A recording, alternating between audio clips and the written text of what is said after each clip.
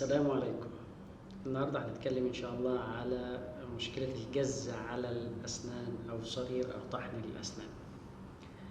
الجز على الأسنان ده بيكون غالبا نوعين.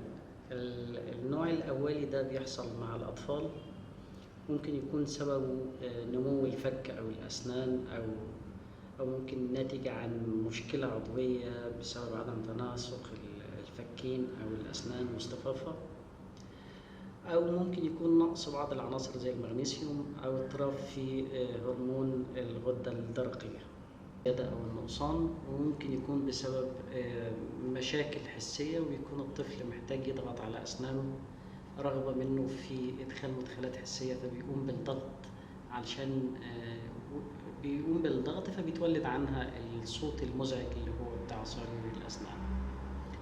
النوع الثاني بيكون ناتج عن مشاعر الغضب أو القلق، وده احنا بنسميه النوع الثانوي، وغالبا ده بيحصل للكبار، وبيبقى الغضب أو القلق أو التوتر والحالة النفسية وانفعالات الشخص الداخلية بيقوم الجسم بالتعويض عنها علشان يخرج وينفس عن نفسه عن الضغط ده، فبتبتدي تحصل صرير الأسنان ده، وبيحصل للكبار مش الصغيرين، وغالبا بيصاحبوا اضطرابات في النوم، وممكن يكون كمان معاه تبول لا إرادي خصوصا في الأطفال أكبر من 9 سنوات. طيب إيه هي الأسباب؟ الأسباب لو عضوية زي شكل أو ترتيب أو اصطفاف الأسنان فبيكون الحل أكيد عند دكتور السنان، لأن لو استمرت المشكلة فممكن يحصل برد أو تآكل في الأسنان، أو ممكن يحصل كمان التهابات في اللثة، ممكن توصل للعصب، وممكن يحصل عليه مشاكل في مفصل الفكين، وممكن كمان تلاقي الطفل بيشتكي من صداع.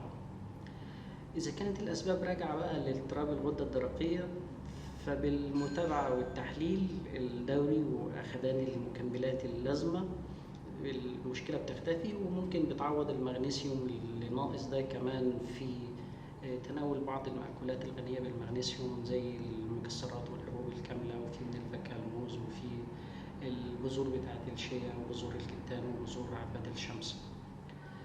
إذا كانت بقى المشكلة حسية فهنا العلاج هيكون بالتدليك الخارجي والداخلي للفكين، وفي أدوات كتير من أدوات التوك تولز بتستخدم كعضادة زي والفايبريتور. والعلاج أكيد العلاج نمرة واحد لابد من زيارة طبيب الأسنان، ويفضل إنه يكون متخصص في الأطفال وخاصة ذوي الاحتياجات الخاصة، خصوصا إن إحنا بنتكلم بشكل أساسي عن ذوي متلازمة داون، علشان يتأكد إذا في سبب عضوي أو لأ. تاني حاجة طبيب الأطفال والتحليل علشان خاطر نتأكد من كفاءة الغدة الدرقية وهل الهرمون ناقص أو زايد، وعلى أساسه بيتم أخذ مكملات معينة لضبط الهرمون. نقص المغنيسيوم وهو سبب أساسي، ففي مكملات بتعوض النقص أو بالأغذية.